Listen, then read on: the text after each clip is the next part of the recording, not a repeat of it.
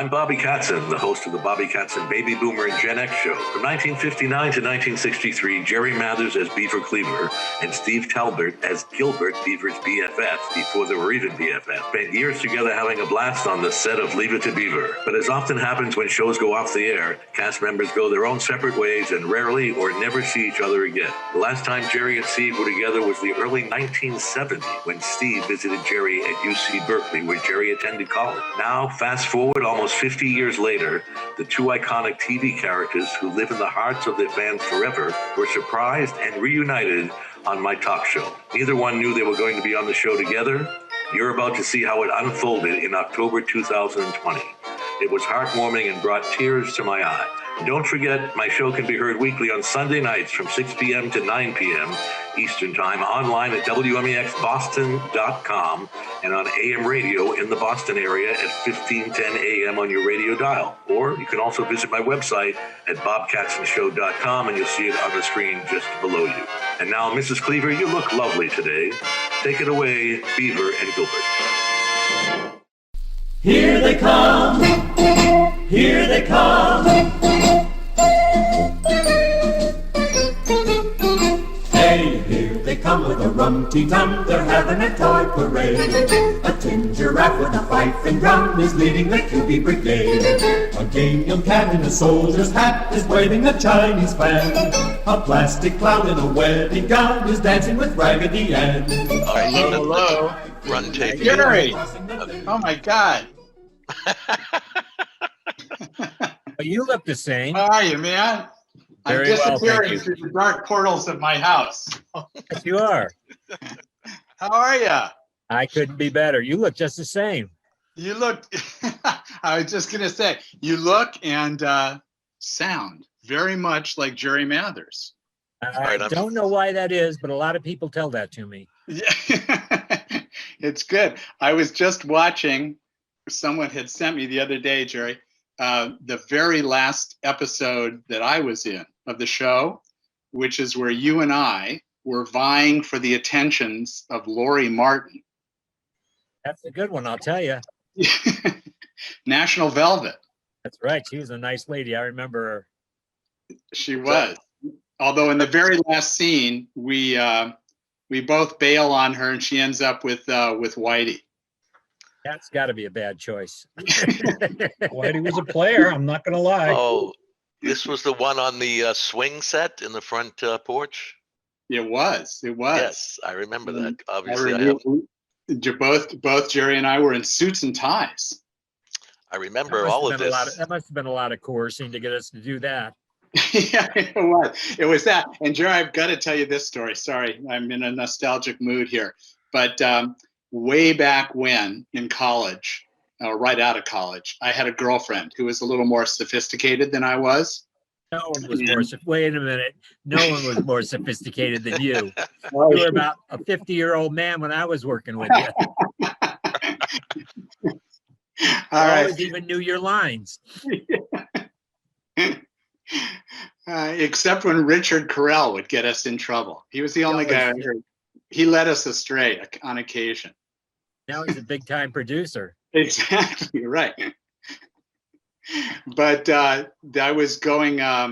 So I was going out with, just getting to know her, and someone had told her that I was on Leave It to Beaver, which she couldn't believe. So she was watching a rerun back then, and it was the episode where you and I were spying on Tony Wally's date at the theater, and she was drinking beer and smoking a cigarette in a bar. We found her, and I turned to you and had a great line for me, which was, Beav, that's what they call a woman of the world. You would know them. I would know. And my then prospective girlfriend at the time told me she was watching this while drinking a beer and smoking a cigarette.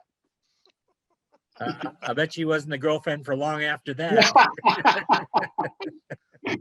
So you've been unlucky in love, Steve, apparently. No, I'm joking. That was the one. Ladies' man. Was that the one where the woman was smoking and going to the bar and all that stuff? Yeah. Okay. That was it. That was like outrageous then. She's smoking and she drinks. Oh my God, Wally, what are you doing? There was.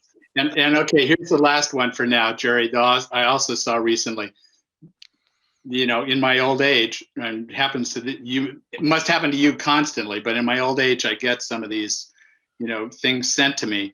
And there's an episode that's quite strange that I like, where you're supposed to be on a TV show and the whole class is watching and you're not on it. The twist is, it turns out the show was taped for later broadcast, which was kind of unheard of back then. And I'm the only guy. It was for us because we were on film and everybody, No, right. But I mean, this is in the episode. No, I know that. Yeah, but I'm just saying that's why they figured everybody would know that. Exactly. So they gave me a great line. It's like, you're explaining this whole thing to me, how you swear to God you were there on the show and did it. And I say, Beaver, this is like the Twilight Zone. I remember that. It was. That's right. That must have been right about the time the Twilight Zone was out.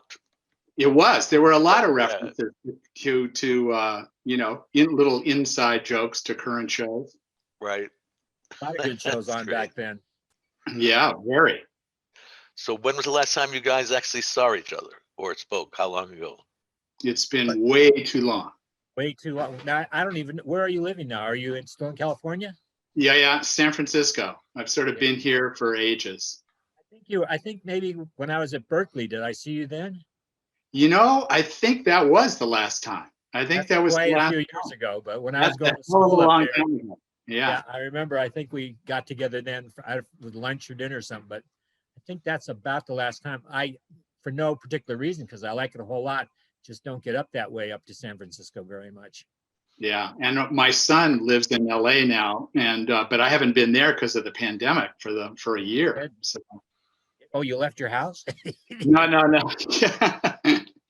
Yeah, I do occasionally wander out. But you've been there for a long time. Yeah. No, I was actually born in Iowa, but I came out to Los Angeles when I was about a year and a half, and I've lived here ever since, mostly in the San Fernando Valley. Right. Now I live just outside the San Fernando Valley. Right. Well, for me, I was born in Hollywood, but we moved to Studio City when I was like going into the first grade. So it was the easiest commute for me in the world when we were at Republic Studios. Yeah, those were great days, weren't they, though? All those fun. People don't realize, I mean, they see the show and they know it was a fun show, but all the people that were on the show, there were probably 60 to 80 lighting technicians and wardrobe people. Remember Huey McFarlane was our wardrobe person, but just all these fun guys. And the thing about working with kids is if they're not happy, you really can't. You can tell a regular actor, if you don't say that line right, I'm going to take you to court. The kid, you say that, they go, okay, that sounds fun. And then no show. Well, it's amazing. I mean, to you, Jerry, you carried that show. I mean, a good cast. Everybody. It was everybody. You carried that show for a long, long time. That was a lot of pressure, which you handled very well. But I'd been a working actor, something I think like you. I started on live TV at 2 years old. So when I started doing Leave It to Beaver, it was so much better because it was on film. So if you made a mistake, they just said, oh, okay, cut, we'll do that one over again. So I was used to, if you made a mistake, everybody panicked. They went, wait a minute, we needed that line to be able to go on with the show. What do we do now? Yeah. Well, you ended up doing theater though, too. So you had to get in that mode. That was fun. I love theater. I was on Broadway. I did standing room only for almost 6 months with a show. So that was something my fans really came out. Was that Hairspray? Yeah. And I just had so much fun. But, it was like I had done dinner theater, which is fun, but it's a lot different than going to Broadway. That's like, the pinnacle. And suddenly they said, oh, you want to go? I went, well, maybe. They said, there's no maybe. It's yes or no now. I guess I'll go. But I trained for about 2 or 3 months to get all the dances and all the different songs down, and then went into really heavy training for another 3 months after that, after I just got it down so I could work it all. But it was a great experience. One Wow. that I probably won't do again. Just too much work. Yeah. No, well, it is. It's incredibly demanding. I never did anything like that. I did, remember the La Jolla Playhouse? It's Yes. still around, but I did, right when we were doing Beaver, I did a play called Dark at the Top of the Stairs, which was William Inge, very Southern Gothic kind of big play. And I remember being terrified before opening night because I had a lot of lines in that. And fortunately, it was a good cast, very supportive. Everything went well. I loved it once it got going into the groove. Yeah, once you get in the groove, but it's that opening night, you're going, wait a minute. Now, the director said, should I do this? I remember at the beginning, he said to do that. Which one should I do? Oh, no. Well, and as you say, there was no cutting, right? I mean, 90% of what I did was TV, right? So, I remember the number of the pressure would go like, 1 redo, fine, 2, fine, 3, fine. So you got into 4, 5, 10. Pressure went up a little on the set. After that, just start cutting this together now. He said the first one okay, the third take was okay. We can cut those out, can't we? And just cut around them. And looping. Remember looping? Yeah. We have to go for in. People who don't know, that's when you go outside and airplanes fly over and big trucks drive by. So then you're watching yourself on the screen and you have to perfectly match whatever you said. And it can be a long line and everything has to match. Otherwise, it's out of sync. So if you ever see an out of sync person talking outside, it's because they didn't loop very good. Right. No, that's right. It's a special. It's called looping because it's a loop of tape and it just goes around with your couple words over and over. You try to get it exactly the same rhythm so your lips will match. Yeah. And what I remember, there were at Universal, there was the airport, the old Bob Hope, but the airport wasn't that far away. So we did get planes outdoors. A lot of planes, and they were always yelling at them, get that plane, wait, stop. And everybody'd stop and watch the plane and then let me do the shot. Right. And then someone would shout, we'll loop it. Don't worry, save it. We'll loop it. People that don't know, you go into a room and watch your mouth move and say the thing exactly the same, or you're in big trouble. Okay, here's one for you, Jerry. I'm forgetting his name. He was a very nice, gentlemanly man. He was the assistant director, and he was short, kind of a dandy, he would come and get us from the school and take us into the set. Dolph Zimmer. Zimmy. Yeah, Dolph Zimmer. Right. Thank you. What a nice guy. He was a very nice guy, but he was probably in my whole life the most nervous person I've ever seen. He's always yelling at the end of the day because we could only work, so many hours. We can only work 8 to 5 or 9 to 6. And at the end of the day, if we had 4 or 5 shots and he hadn't got, he'd be all, you're killing me, guys. Come on, we got to hurry up. These kids got to leave. We can keep the older people, but the kids they'll walk off in 10 minutes. Light that thing. Light it quick. Well, and you had the consistency, at least, of the school. When I was checking in and checking out, I know I would get homework assignments from school, and then I would bring it back from, the studio school, and I would have makeup stains on the homework, The teacher would go, what the hell's this? I always got them on my clothes, the makeup, because, we were wearing that makeup, and I'd come home and, yeah, I'd take a shower, but a lot of times you miss just a little bit and your collar gets all dirty. People going, look at him. He's at church with a collar. That's all. It's dirty. It's dirty. It's my makeup. It's like my dad. Oh, you're a boy and you're wearing makeup. Uh-huh. Yeah. Exactly. It's like my dad. When I was a kid, I could never figure out as an actor. He had a wardrobe at home and he had 2 of everything. Yep. So, and I would go like, why do you, the 2 identical suits? And he goes, well, you're wearing it in the show, it gets dirty. You got to match the shot the next day. You need the second outfit, identical. I hate to give you the bad news. The poor wardrobe for Leave It to Beaver. Yeah. I had 4 and 5 because I went through a lot of clothes. you and I go out and throw baseballs and footballs, and we come back in and he's going, wait a minute, that shirt is filthy. What were you guys doing? Well, he tackled me out there and I fell down. Right. Yeah, I remember you and Tony especially were very into basketball on the soundstage there. Yeah, because that one they figured was less contact than football. So we did have a ball and a hoop there that we could all play on. In fact, Right. Tony and and all the people, I never got to shoot ever. They were all bigger than me. We'd do a jump shot and that was it. I never saw the ball again except when somebody else made a basket. Okay, I could go on and on, but I got to ask you about this one. Do you remember Pat Curtis, the stand-in? Definitely. He was Tony Curtis's stand-in, and then Tony got him. And since Curtis Tony Dow, who played Wally, and Right. since Curtis only did, so many movies a year, we did 39 shows. And so and because he was Tony's stand-in, he only had to work either 8 to 5 or 9 to 6, where with an adult actor, you're sometimes there. In fact, Barbara and Hugh were till 7 or 8 at night. So that was a really good job to have as a stand-in. Yes. Well, I remember Pat Curtis, two things about him: being a very handsome guy and wondering, it's interesting, he's an extra or stand-in, not even an extra. And he had a Corvette. And gold one. He took us, I remember once going with you to Bob's Big Boy off lot for lunch. That was only if we were very good, because both your mother and my mother would say, if you guys are really good, we may let you go with him. I imagine he went, oh no.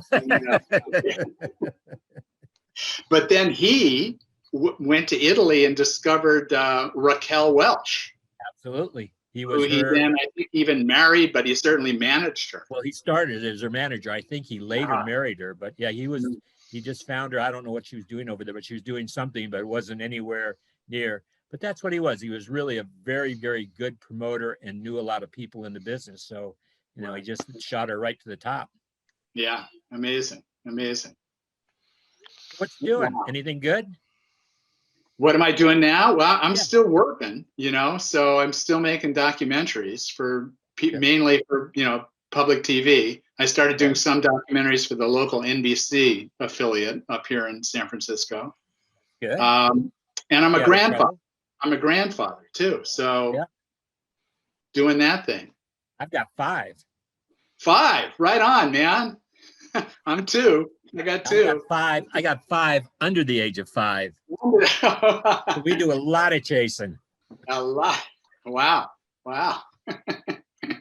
They're fun though, aren't they? Oh yeah, can't beat them. Beat them. No, and I've had some communication with Tony. We have a few friends in common, and I ran into him years ago when he was up here directing commercials for a while. A lot of directing now. He doesn't work I don't even know if he works at all as an actor, but he does mostly directing. That was always what he really wanted to do. Right. Yeah.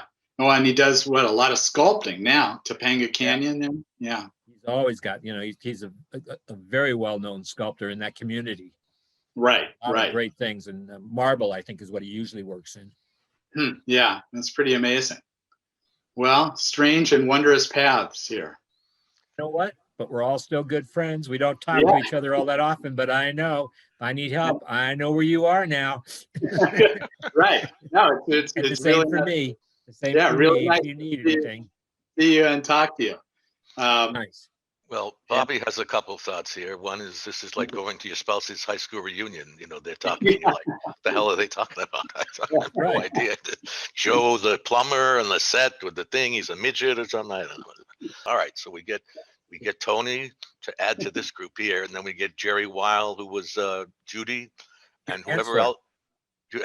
Judy Hessler, and whoever else alive from the cast, and we do something that goes viral online, like a reunion for the first time of the Leave It to Beaver cast in years. I just got to figure out how to make money off of it. Okay, well, I'm going to leave that to Jerry. He's in command. Yeah. No, that would be fun to get together. When this COVID thing is gone, we're going to get you guys up here, or try to anyway, for a meet and greet autograph session. You two and Jerry, and maybe a couple of the others as well, because people here would love it. It's huge. It's always, it's always fun. It always amazes me when people say, "Oh, you're going to do an autograph show or this," and I kind of go, "Okay, I hope and you never know." And all of a sudden, all these people show up, and it's just so gratifying. But it's just absolutely amazing. We get people that are, basically our age, that are probably grandfathers, and they say, "This is my son, and he watched it with me, and this is my grandchild, and they're watching it now." And it's just, oh, okay. Gee, I didn't think I was that old, but guess what? We are. Oh yeah. We had Mike Lookinland on the other day, who plays Bobby Brady, and the comparison I make between Leave It to Beaver and the Brady Bunch is, the Partridge Family was on at that time, and all those other shows during your time, Father Knows Best, and all those shows. But you stand out. Leave It to Beaver stands out from that group, and the Brady Bunch stands out from that group way more than any other show from that time. And I don't know what the magic is that does that. I mean, I know what it is, just a great show and a comfort show, and all that I think stuff. one of the reasons it does, though, is that the writers were very keen to figure out that all the things that happened on Leave It to Beaver came from real life. It just wasn't people going in and writing jokes for like what I call a joke show. So people can always relate to it. Even girls can say, I didn't do exactly what the Beaver did, but I did something very much like that. My parents usually didn't treat me the way that the Warden did the Beaver. But, people just keep saying to me that all the time. It was something I grew up with, and I felt like I was really part of the Cleaver family. Yeah, well, and you were, especially, Hugh Beaumont was an amazing guy. Barbara seemed, I got the feeling that you and Tony were particularly close to her. She was just, and she had 2 sons of her own. So, but yeah, it was just, we worked with them, but people didn't, I don't know if a lot of people know this, Hugh was actually a Methodist minister. Yes, I do know that. I remember that. He actually started as an actor, and he was doing, it was in the movie theaters, an actor called, or a character called Michael Shane, who is this really tough detective that takes people and pounds them against the wall to find out what they did wrong and stuff. So I think as a pastor, he was a lot happier with doing Ward Cleaver, which I thought a lot of times when he took me in the den to have those little talks with me, that was the preacher in him coming out. I think you're right. I think you're absolutely right. And of course, by toward the last couple of seasons, he obviously wanted another challenge, and so he was directing. Yeah, he directed a lot of the shows, and it was so much easier. Not that the other directors weren't good, but he knew our characters so well and knew the sets and knew how to. You would always get out early when Hugh Beaumont was directing. That's right. I'm getting a plug from my computer here before I run out of power. But the one guy I'll never forget, you said Dolph was a nervous guy. Remember David Butler? David Butler? Oh, yes. He was an old time director that worked with a lot of the old movies that you see on the retro channels, but he was always probably the most nervous person. And he was always saying, "We're behind, guys. Come on, you got to help me. You're killing me here. The kids are leaving in 20 minutes and we got 40 shots to shoot. Come on, guys, run." He was the guy, and I swear to God, I remember this so well. He was so nervous one time directing us. We were behind. He lit a cigarette and put it into his mouth the wrong way. I probably never noticed. I was just sitting there going, I felt like I was in Leave It to Beaver going wow, adults are really weird. People don't realize it, but when we were there, they were under the gun, really, because we could only work 8 to 5 or 9 to 6. So if they didn't get us, that welfare worker would walk right in and say, "Sorry, the boys are leaving now." And they were going, "But wait a minute, we've got 3 more scenes to do." I know. No, I feel their pain now. Yes, for sure. I feel their pain. All right, I got to get this plug to get back in, but Jerry, we'll catch up some more. It's really a pleasure talking to you. Talking with you again. You look good, man. Hang in there. They call a halt for a chocolate malt or cookies or lemonade. Then off they go with a ho, ho, ho, right back to their joy parade. Here they come.